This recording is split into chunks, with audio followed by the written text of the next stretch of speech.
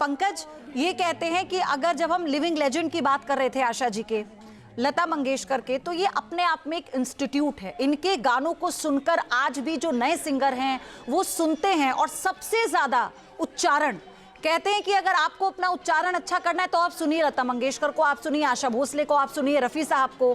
क्यों? क्योंकि इनसे सीखने को मिलता है।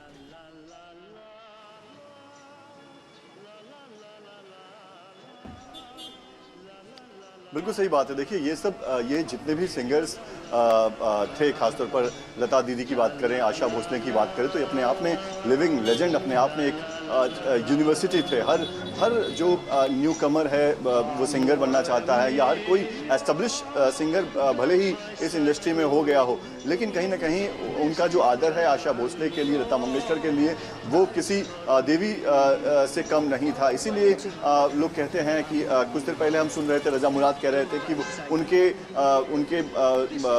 जुबा में जो है वो माँ सरस्वती जो है वो विराजमान रहती थी। तो इतनी बड़ी उपलब्धि किसी को दिया जाना कि जब वो गाती हैं तो लगता है कि खुद माँ सरस्वती जो है वो गीत गा रही हैं, ये अपने आप में बहुत बड़ी बात है। और यही ऐसे सिंगर्स को जो है वो अभी के सिंगर से अलग करता है, क्योंकि आज के दौर में ऐसे कितने सिंगर्स हैं जिनके बारे में आप ये कहते हो कि अगर वो गाती हैं तो लगता है कि माँ सरस्वती गा रही हो। तो ये दौर अब खत्म हो चुका है। वो इस दौर में दो ही सिंगर थी, लता मंगेशकर इस दौर की सिंगर थी जिनके बारे में लोग कहते थे कि जब गाती हैं तो लगता है कि खुद माँ सरस्वती जो है वो गा रही हैं। आशा भोसले के बारे में इस तरह की बात की जा रही है कि लोग उन्हें हमेशा जो है वो याद रखेंगे कि ऐसा आवाज़ जो है वो सिर्फ माँ सरस्वती जो है वही गा सकती थी।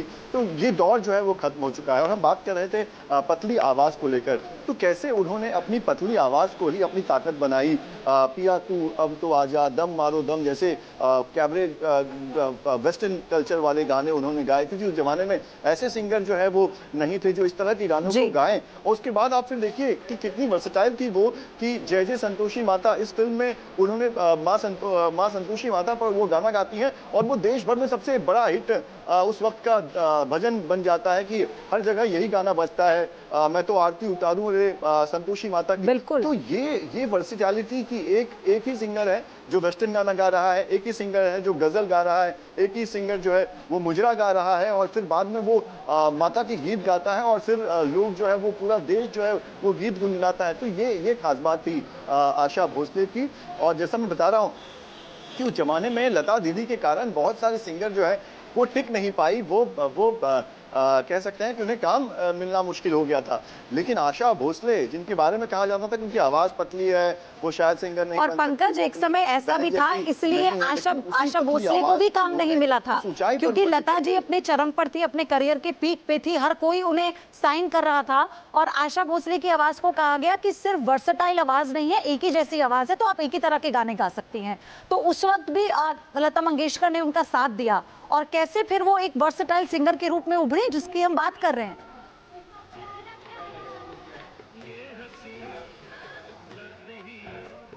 बिल्कुल, देखिए आशा भोसले वो सिंगर थी जिनके साथ एक्सपेरिमेंट किया जा सकता था।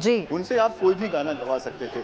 आमतौर पर सिंगर जो है वो एक तरह की आवाज़ के साथ बंध जाते हैं, वो सीमित हो जाते हैं कि वो इसी तरह के गाने गा सकते हैं। लेकिन आशा भोसले के साथ ये नहीं था। आशा भोसले के साथ जिस किसी म्यूजिक डायरेक्टर ने जब भी कोई प्रयोग किया, आशा भोसले ने उस प्रयोग को कामयाब बनाया। और ये खासियत थी आशा भोसले की कि उनसे कोई भी गाना गवा लीजिए, उनसे रोमांटिक गाना आप गवा लीजिए, उनसे कोई सैड सॉन्ग गवा लीजिए, उनसे कोई भक्ति के गीत गवा लीजिए, वो हर गाने में इस तरह से फिट हो जाती थी जैसे कि वो गाना बस वही गा सकती थी। तो ये यहाँ तक पहुँचना, मतलब एक तरफ जहाँ शुरुआती दिनों में आपसे कहा जा रहा है कि आप गीत नहीं गा सकती, आप सिंगर नहीं बन सकती, और वहाँ से आप उस मुकाम पर पहुँच जाती हैं कि आपसे कोई भी गाना गवा लीजिए, हर कोई कहता है कि नहीं ये गाना कोई और नहीं गा सकता, ये गाना जो है वो सिर्फ आशा ताई गा सकती हैं। और जो म्यूजिक डायरेक्टर हैं वो उनके सामने आ जाते थे, उनके साथ इस प्रयोग करने की इच्छा रखते थे, और बाद में वो गाना इतना बड़ा हिट हो जाता था कि फिर वो प्रयोग जो है सक्सेसफुल हो जाता था। और इसी तरह के प्रयोग जो है उनके आर डी बर्मन के साथ जो है वो भी और पंकज तभी तो कहा जाता है कि पहले तो फिल्मों में ये गाने होते ही इसलिए थे। अब जैसे अब तो गाने कम हो गए हैं पिक्चरों में, पहले 8-8 गाने एक पिक्चर में होते थे, और पूरे 8-8 गानों को एक ही सिंगर गाया करता था। और ये होता था कि फिल्म को अगर कोई उठा सकता है तो फिल्म का गाना, उसका संगीत और इसीलिए उस पर बहुत काम होता था। और उन 8 गानों को 8 तरीके से गाना, तो वो सिर्फ आशा भोसले कर सकती हैं।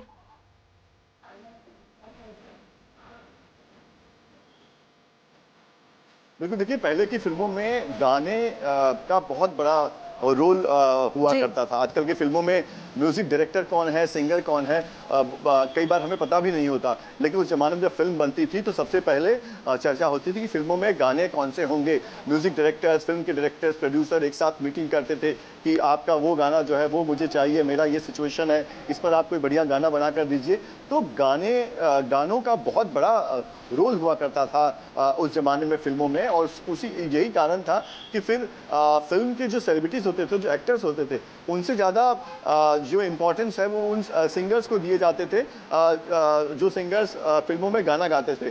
तो एक पूरा टीम वर्क होता था। और आज भी अगर हम उन फिल्मों को अगर बात करें तो भले ही आपको ये फिल्म याद नहीं होगा, आपको नहीं पता होगा कि ये गाना कौन से फिल्म का है, लेकिन वो गाना जरूर आपको याद होगा। जी। तो ये खासियत रही है शुरुआती दिनों की कि गानों को बड़ा इम्पोर्टेंस दिया और जाता था। गानों की बात जब हम करते हैं ना, तो आप देखिए 70 के दशक में उन्होंने किस तरह के गाने गाए, 80 के दशक में जो उन्होंने फिल्मों को संगीत दिया, पुरानी फिल्मों को। लेकिन एक वो दौर भी था पंकज, जब 90 के दशक में रीमिक्स आया। उस रीमिक्स में जब सारे जितने भी न्यू कमर्स थे, उस दौरान वो अपनी अपनी एल्बम्स लेकर आ रहे थे। उस वक्त भी कोई भी आशा भोसले को बीट नहीं कर पाया। वो उस रंग में भी रंग गई। उनकी उम्र देखिए उस वक्त क्या थी, और जो नए सिंगर्स आ रहे थे उनकी उम्र क्या थी। अब से डीडी फ्री डिश की चैनल नंबर 57 पर देखिए न्यूज नेशन।